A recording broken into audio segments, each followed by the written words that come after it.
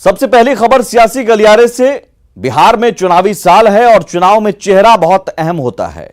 NDA में तो चेहरा नीतीश कुमार हैं, लेकिन महागठबंधन में कौन है, इस सवाल को लेकर चिक शुरू हो गई है। जी हां, चुनावी साल है लेकिन चुनाव दूर है और चेहरे पर चिक महागठबंधन में अभी से जारी है। आरजेडी जहां तेजस्वी यादव को चेहरा बता रहा है, वहीं कांग्रेस ने कह दिया कि चेहरे का फैसला सोनिया गांधी करेंगी। प्रधानमंत्री ऐसा नहीं चाहिए जो अमीरों का हो, कुछ घराने का हो। हमें प्रधानमंत्री चाहिए रावण जी जैसा चाहिए, जो गरीब की बात करता हो। लोकसभा चुनाव 2019 के दौरान तेजस्वी ने सार्वजनिक तौर पर कांग्रेस नेता राहुल गांधी को पीएम बनाने की वकालत तक की थी, लेकिन आज तेजस्वी 2020 विधानसभा चुनाव में खुद के चेहरे के सवाल पर असहज हो जाते हैं। इस सब पे क्या बोलना है, हम लोग चेहरा का चिंता नहीं करते हैं, काम करते हैं। इस सब पे क्या बोलना है, हम लोग चेहरा का चिंता नहीं करते हैं, काम करते हैं। तेजस्वी की इस असहजता के पीछे वजह भी है। वजह जानने के लिए कांग्रेस के दो नेताओं के ये बयान सुनिए। बिहार के अंदर महागठबंधन के हमारे सभी दलों का चेहरा निश्चित रूप से हमारी कांग्रेस पार्टी की अध्यक्षा श्रीमती सोनिया गांधी जी, वो विपक्ष की सबसे बड़ी पार्टी है, गठबंधन की सबसे बड़ी पार्टी है। कांग्रेस पार्टी ने इस संबंध में अभी निर्णय नहीं लिया है कि हमारा गठबंधन का, महागठबंधन का स्वरूप क्या होगा, आकार क्या होगा, ये नीतिगत फैसले। जी हां, तेजस्वी को सहयोगी कांग्रेस पार्टी के नेता ही महागठबंधन का चेहरा या सीएम उम्मीदवार तक मानने को तैयार नहीं हैं और बता रहे हैं कि चेहरे का फैसला सोनिया गांधी करेंगी। वहीं लगे हाथ सीट बंटवारे में 80 सीटों तक की मांग भी रख रहे हैं। 40 सीट पूर्व 15 में हम लोग लेकर लड़े थे, जिसमें 27 जीत कर आए और 15 पर सेकंड रहे। हम लोग कम से कम 80 सीट लेंगे। इस बात को आप लोग दमपूर्वक आला कमान के पास रखिए। आला कमान लालू जी और तेजस्वी जी के यहाँ इस बात को रखेगा। हम लोगों ने अपनी बात को रखा है। आकलन किया जा रहा है और इसकी समीक्षा कर रहे हैं। बहुत अधिक सीटों पर लड़ने की इच्छा रखते हैं। 80 सीटों से विधायक कह रहे हैं कि 80 सीटों से कम नहीं। जो विधायक कहते हैं वो उनकी राय है, आलाकमान जो फैसला करेगा वो अंतिम है। अब कांग्रेस नेताओं के इस बयान के आगे आरजेडी नेताओं को जवाब नहीं सूझ रहा है। हालांकि तेजस्वी को सीएम का चेहरा बनाने की वकालत जरूर कर रहे हैं। आलाकमान को पता है, कांग्रेस आलाकमान को, कि बिहार में भाजपा या भाजपा की बी टीम के विरोध की नाभि में कौन है, और वो राजद है। और राष्ट्रीय जनता दल ने तय कर लिया कि तेजस्वी जी लीड करेंगे इस पूरे अलायंस को। तो जाहिर है आलाकमान भी इस पूरी चीज को संवेदना से ही देख रहे हैं और जो हम लगातार कह रहे थे उस पर सहमति होगी। अब सवाल है कि चुनाव से पहले ही क्या चेहरे के नाम पर बिखर जाएगा महागठबंधन। पटना से रवि एस नारायण और दिल्ली से अमितेश सिंह के साथ ब्यूरो रिपोर्ट, न्यूज़ 18। वैसे महागठबंधन का अनुभव बता रहा है कि सीट बंटवारे का मसला हो या चेहरे का मसला हो, महागठबंधन बार बार बिखरता रहा है। लोकसभा चुनाव 2019 के वक्त भी, फिर उसके बाद उपचुनाव के वक्त भी, तो क्या बिहार विधानसभा चुनाव के वक्त भी चेहरे और सीट बंटवारे के मौके पर महागठबंधन बिखर जाएगा? आगे बढ़ते हैं। बात पटना की, और पटना में जल जमाव। तस्वीरें आपको याद होंगी पिछले साल की, चंद महीने पहले की, जब पटना डूब गया था। आज उस जलजमाव की गूंज बिहार विधानसभा में सुनने को मिली। जलजमाव में के मुद्दे को लेकर हंगामा हुआ और उसके जिम्मेदार बड़े अधिकारियों के खिलाफ कार्रवाई की मांग की गई। इस मुद्दे पर नगर विकास मंत्री घिर गए तो डिप्टी सीएम सुशील मोदी उनके बचाव में आगे आए।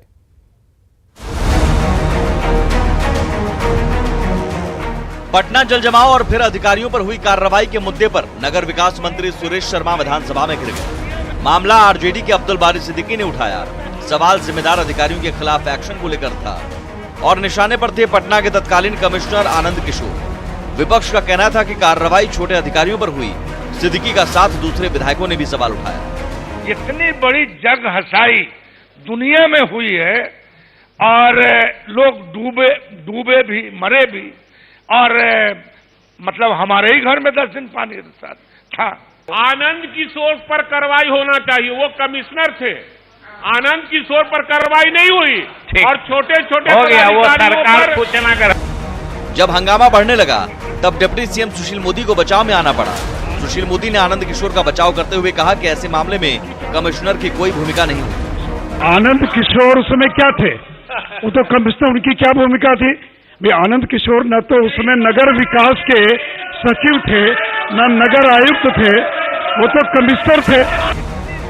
विपक्ष जांच से संतुष्ट नहीं है और ज्वाइंट कमेटी से जांच कराने की मांग कर रहा है, जबकि मंत्री का कहना है कि 28 पदाधिकारियों के खिलाफ कार्रवाई हो चुकी है। सरकार जिम्मेदार है, सरकार ने व्यवस्था को कोलैप्स कर रखा है और उनका जो सिस्टम फेल्योर है उसको प्राकृतिक विपदा का वो ये करते हैं। उसमें जो लोग दोषी पाए गए हैं 28 आदमियों पर और जो बड़े से बड़े हमारे ऑफिसर थे सब पर किया गया है और भी कुछ कार्रवाई प्रक्रियाधीन है जो कि अभी चल रहा है।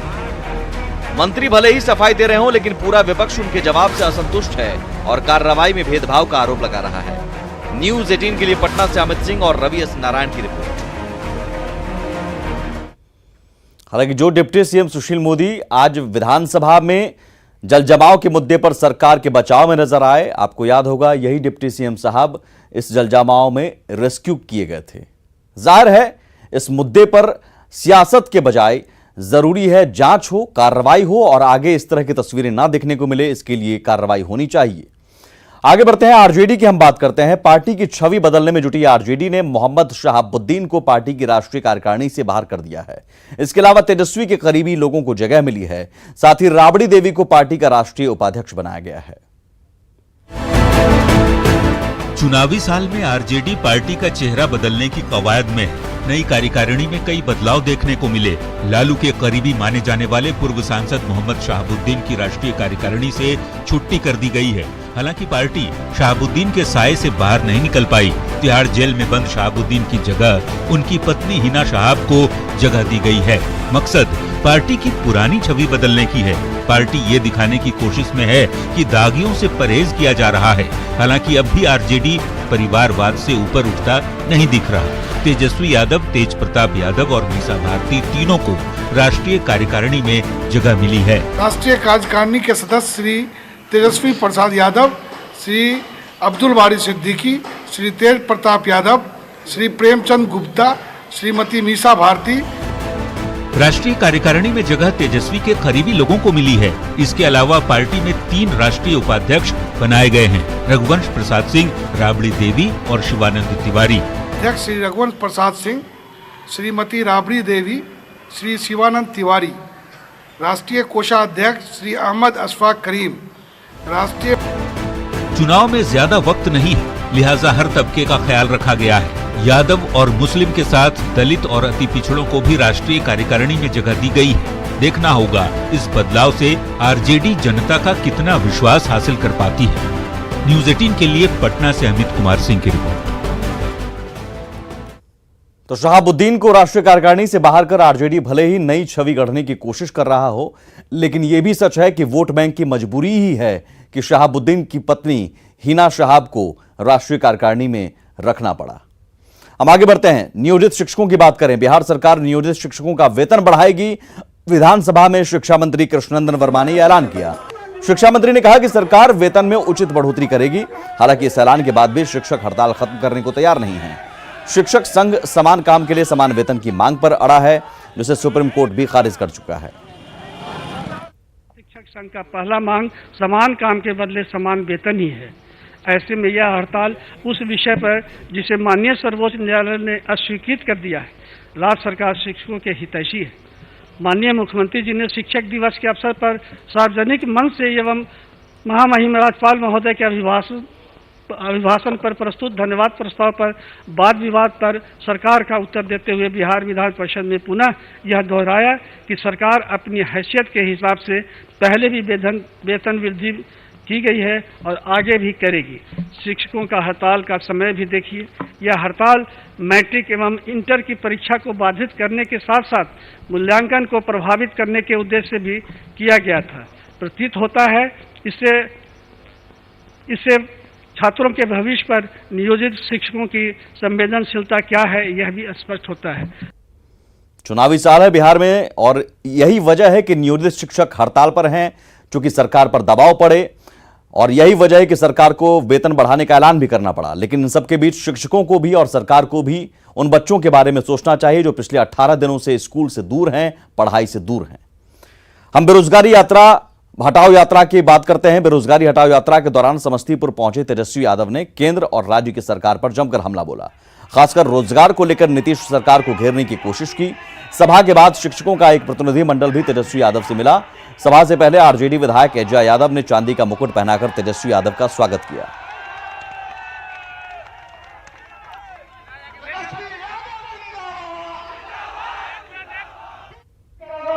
जितने लोग हैं मतलब सेटिंग हो रहा है, जो घूस दे रहा है अधिकारी फोन पे बीपीएससी का चेयरमैन, इंस्पेक्टर बनोगे तो 25 लाख, डीएसपी बनोगे तो 45 लाख।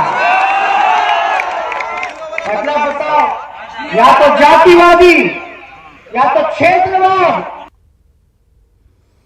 एक वक्त में नारा सियासत में दिया गया था गरीबी हटाओ, गरीबी आज तक नहीं हटी। अब तेजस्वी यादव बेरोजगारी हटाओ नारा के साथ यात्रा पर हैं। लेकिन तेजस्वी यादव को बेरोजगारी हटाने का विजन लेकर भी सामने आना चाहिए कि अगर वो सरकार में आए तो कैसे बेरोजगारी हटाएंगे, न सिर्फ सियासत करें। बात कोरोना वायरस की। छपरा में कोरोना के 3 संदिग्ध मिले हैं, जिसके बाद स्वास्थ्य विभाग अलर्ट पर है। हालांकि पिछले दिनों चीन से लौटी एक छात्रा में कोरोना का संदेह था, लेकिन बाद में उसकी जांच में रिपोर्ट नेगेटिव आई थी, जिसके बाद लोगों ने राहत की सांस ली थी। लेकिन इस बीच 2 अन्य व्यक्ति विदेशों से छपरा पहुंचे हैं, जिनको ऑब्जर्वेशन में रखा गया है, जिसकी पुष्टि सारण के सिविल सर्जन ने की है। 3 व्यक्ति जो बाहर से आए, जिस देश में कोरोना कि संक्रमित हैं लोग कोरोना वायरस से, तो वो 3 देश से लोग आए हैं। हम लोग उस पर निगरानी रखे हुए हैं। उनको 14 दिन का ये है कि अगर साइन सिम्टम नहीं है तो 14 दिन तक होम आइसोलेशन, अगर साइन सिम्टम है तो 28 दिन तक उनको यहाँ पर हॉस्पिटल में रख के आइसोलेशन वार्ड में रखना है और उनके सैंपल का जाँच करवाना है। वहीं सीएम नीतीश कुमार ने कहा है कि कोरोना वायरस को लेकर सरकार सतर्क है और घबराने की कोई जरूरत नहीं है। उन्होंने कहा कि प्रशासनिक तंत्र सतर्क है और लोगों को सावधान रहने की जरूरत है। और विशेष तौर पर जानते हैं बाहर से भी लोग आते हैं, जैसे खास करके गया को देखिएगा, या फिर नेपाल जो बॉर्डर है तो उस साइड से कहीं आते हो, तो इन सब एक एक चीजों पर गंभीरता से विमर्श हुआ है और हर स्तर पर लोग इस बात को देख रहे हैं और सब लोगों को अलर्ट भी किया गया है। नेपाल का बॉर्डर तो काफी पोरस बॉर्डर है सर। काफी है और वो तो खुला है बॉर्डर, तो वो एक ऐसी चीज है। और हो सकता है कि नेपाल में चाइना से या कहीं से आते हों, तो इन सब चीजों को एक एक चीज को गौर करके देखा गया है और सब लोगों को जिम्मेवारी सौंपी गई है। लेकिन हम सब लोगों से यही अपील करेंगे कि इस पर एक तो बहुत भयभीत नहीं होना चाहिए, नंबर 1, और नंबर 2 सजग रहना चाहिए, जो सबसे बड़ी चीज है। लेकिन किसी भी परिस्थिति में लोगों की सहायता करना, मदद करना, ये दायित्व है और सरकार की तरफ से इसके लिए सब कुछ किया जा रहा है। वहीं केंद्रीय मंत्री रामविलास पासवान ने दिल्ली में अपने दफ्तर में कोरोना वायरस से बचाव के लिए मंत्रालय के सभी अधिकारियों और कर्मचारियों के बीच फेस मास्क वितरित किया। रामविलास ने कहा कि लोगों में जागरूकता के लिए ऐसा किया गया है। पासवान ने इस बार होली मिलन समारोह नहीं मनाने का ऐलान किया। कोरोना वायरस का किस तरह से खौफ है, इसको देखते हुए कृषि मंत्रालय में आप देख सकते हैं केंद्रीय मंत्री रामविलास पासवान अपने दफ्तर में तमाम दफ्तर के अधिकारियों कर्मचारियों को यहाँ पर जो मास्क है उसको वितरित कर रहे हैं, उन्हें पहना भी रहे हैं, खुद भी वो मास्क पहने हुए हैं और एक तरह से पूरी तैयारी यहाँ पर इनकी तरफ से की जा रही है, जो प्रिकॉशन के तौर पर सावधानी बरती जा रही है। खुद रामविलास जी से बात करेंगे। पासवान जी, किस तरह तमाम यहाँ पे आखिर इसकी जरूरत पड़ी कोरोना को लेकर, आप भी खुद मास्क पहने, कितनी तैयारी है? एक से ये प्रिवेंशन का जो है जागरूकता अभियान के लिए है। कोई मतलब ये जो हम चाहते हैं अपने जितने एम्प्लॉइज हैं सबको दे रहे हैं कि जिससे कम से कम जो बचाव का एक रास्ता है वो हो सके। तो चीन और कई देशों में तबाही मचाने वाले कोरोना वायरस ने भारत में भी दस्तक दे दी है। कोरोना को लेकर बिहार सरकार भी तैयार है। एयरपोर्ट से लेकर बॉर्डर तक एहतियात बरती जा रहे हैं, लेकिन इसका असर बाजारों पर भी दिखने लगा है। कोरोना वायरस को लेकर बाजार में फेस मास्क की डिमांड बढ़ गई है। राजधानी पटना के बाजार में मास्क की किल्लत हो गई है। कोरोना वायरस को लेकर पूरा बिहार हाई अलर्ट पर है। अस्पताल से लेकर एयरपोर्ट और रेलवे स्टेशन पर लगातार स्क्रीनिंग की जा रही है, लेकिन बाजार में मास्क की उपलब्धता कम हो गई है। इस वक्त आपको हम पटना स्टेशन रोड का नज़ारा आपको दिखा रहे हैं। ये मशहूर दवा दुकानें हैं यहाँ पर, और होलसेल दवा दुकान से लेकर रिटेलर में अब अगर बात करें तो मास्क की उपलब्धता नहीं है। हम पटना में होली बाजार पर भी कोरोना वायरस का असर दिखने लगा है। होली को लेकर बाजारों में दुकानें सज चुकी है, लेकिन बाजार गुलजार नजर नहीं आ रहा है, बाजार में रौनक नहीं है। इस वक्त आपको हम दिखा रहे हैं कदम कुआं, जहां पर हर वर्ष लाखों का मुनाफा होता था। दुकानदारों ने इस बार भी उम्मीद की है और पूंजी लगाई है। रंग अबीर और पिचकारी देख सकते हैं कि बड़ी मात्रा में यहाँ उपलब्ध है, और ऐसे यहाँ पर कई दुकानें हैं जो हर वर्ष होली में खासकर मुनाफा का कारोबार करते हैं, लेकिन इस बार इनका कारोबार जो है फिलहाल प्रभावित नजर आ रहा है। और इंतजार भरी नजरों से, उम्मीद भरी नजरों से ग्राहकों का इंतजार कर रहे हैं जो दुकानदार हैं। देख सकते हैं सभी थोक मंडी वाले हैं। मुजफ्फरपुर के बाजारों में भी कोरोना का असर दिख रहा है। होली नजदीक है, लेकिन बाजार में उतनी चहल पहल नहीं है। मुजफ्फरपुर में 30 बेड जो आइसोलेशन के लिए है, विशेष तौर पर कोरोना के लिए बनाया गया है। और जो यहाँ पर होम्योपैथिक कॉलेज है बिहार का एकमात्र, वहाँ भी बचाव के लिए दवाएं दी जा रही है। लेकिन आप देखिए यहाँ का प्रसिद्ध मोतीझील बाजार है, जहाँ ये होली से चंद दिनों भी बाकी है अब, लेकिन जो बाजार में रौनक है उस प्रकार की दिखाई नहीं पड़ रही है जो पिछले साल दिखाई पड़ी थी। और लोगों की अब मांग है कि जिस प्रकार से तेज़ी से पॉजिटिव केसेज इंडिया में भी पाए जाने लगे हैं, मुजफ्फरपुर में भी एहतियातन जिला प्रशासन और स्वास्थ्य विभाग को विशेष तौर पर सावधानी बरतनी चाहिए। कोरोना वायरस का असर भागलपुर के होली बाजारों पर भी पड़ रहा है। बाजार सज चुके हैं, लेकिन खरीदार कम पहुंच रहे हैं, जिससे दुकानदार परेशान हैं। रंगों का पर्व होली को लेकर होली का बाजार सज चुका है। यह है होली का बाजार। आप देख सकते हैं रंग बिरंगे पिचकारी, गुलाल के साथ साथ जो मास्क है और दूसरे अन्य जो होली में व्यवहार किए जाते हैं, वो उन सामानों के साथ जो है बाजार पटा हुआ है। यहाँ पर खरीदार भी उमड़ रहे हैं, लेकिन कहीं ना कहीं जो उमंग होना चाहिए उस उमंग में जो है कमी दिख रही है। पहले के अपेक्षा जो है बाजार थोड़ा सा मंदा कहा जा रहा है। अररिया से सटे बिहार नेपाल बॉर्डर पर एसएसपी के जवान तैनात हैं। नेपाल से आने वाले संदिग्धों को जांच कैंप तक पहुंचा रहे हैं। स्वास्थ्य विभाग द्वारा जांच की जा रही है। हजारों की संख्या में जो लोगों का आवागमन होता है नेपाल बॉर्डर पर, वहां पे जांच की जा रही है। कहीं कोई कोरोना वायरस को लेकर नेपाल की तरफ से भारत में अररिया में आ तो नहीं रहा है। Bureau report, news 18। और 8 मार्च को महिला दिवस है। महिला दिवस सप्ताह के मौके पर हम उन महिलाओं का जिक्र करते हैं जो मिसाल बन चुकी हैं। सीतामढ़ी की जिलाधिकारी भी उनमें से एक हैं।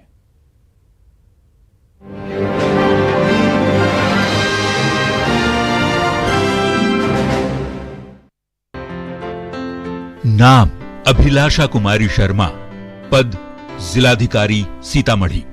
यही पहचान है इनकी। देश की सबसे प्रतिष्ठित सेवा में चयनित होने का जज्बा और जुनून ही था जिसने अभिलाषा को इस मुकाम तक पहुंचाया।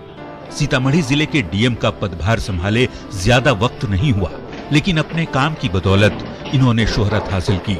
विकास योजनाओं को पटरी पर उतारने का बीड़ा उठाया और जन कल्याणकारी कार्यों को गति दी। मूल रूप से नवादा जिले की रहने वाली अभिलाषा बेहद साधारण परिवार से ताल्लुक रखती हैं। मेरे माता पिता दोनों ही शिक्षक एवं शिक्षिका हैं। वो झारखंड में पदस्थापित हैं।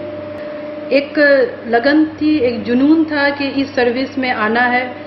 बस ये एक छोटी सी सोच थी, और कब वो एक सपने में तब्दील हो गई और वो सपना साकार हो गया। ये एक सफर था और बहुत ही खुशनुमा सफर था। अभिलाषा शर्मा ने 10वीं और 12वीं की पढ़ाई पश्चिम बंगाल के चितरंजन से की। इसके बाद इलेक्ट्रॉनिक एंड कम्युनिकेशन से बीटेक की डिग्री वेस्ट बंगाल यूनिवर्सिटी से हासिल की। पब्लिक एडमिनिस्ट्रेशन से एमए भी कोलकाता से किया और साल 2014 में भारतीय प्रशासनिक सेवा में चयनित हुई। पहली पोस्टिंग मधुबनी में अनुमंडल पदाधिकारी के रूप में हुई, फिर बांका की उप विकास आयुक्त के रूप में अपनी सेवा दी। पुरुष प्रधान प्रशासनिक महकमे में चुनौतियों से दो हाथ किए और सामंजस्य बिठाकर विकास कार्यों को अंजाम तक पहुंचाया। बिहार काडर में मैं ये कहना चाहूँगी कि बहुत ही बढ़िया काडर है आईएएस ऑफिसर्स के लिए। यहाँ बहुत ही सपोर्टिव हैं, चाहे वो सीनियर्स हों या हमारे जनप्रतिनिधि हों, काफ़ी सपोर्टिव रहे हैं यहाँ पर। इसलिए मुझे अपने कार्यकाल में कभी किसी पुरुष इसके कारण दिक्कत का सामना नहीं करना पड़ा। अभिलाषा शर्मा को किताबें पढ़ने और बच्चों को पढ़ाने का बेहद शौक है। पालतू जानवरों से भी इन्हें बेहद प्यार है। वाटर हार्वेस्टिंग और पर्यावरण संरक्षण को लेकर किए गए बेहतर कार्य की वजह से बिहार सरकार ने इन्हें जल जीवन हरियाली मिशन के लिए प्रोत्साहित भी किया है। महिलाओं और लड़कियों को इनका संदेश गौर से सुनना चाहिए। और बेटियां, मुझे कहती हूँ, सबसे बड़ी धरोहर है जो घर में, समाज में हर जगह खुशियां लाती हैं। बस अपने बेटियों के सपनों पर भरोसा करके देखिए। अपनी कड़ी मेहनत से जीवन की बुलंदियों पर पहुंचने वाली इस नारी शक्ति को न्यूज़ 18 भी सलाम करता है। उम्मीद है अभिलाषा जैसी कई बेटियां भी ऐसी प्रेरणा लेकर अपने समाज, राज्य और देश का नाम रोशन करेंगी। राकेश रंजन, न्यूज़ 18, सीतामढ़ी। और उसी के साथ अपना बिहार में इतना ही। आगे देखिए जोहार झारखंड। नमस्कार।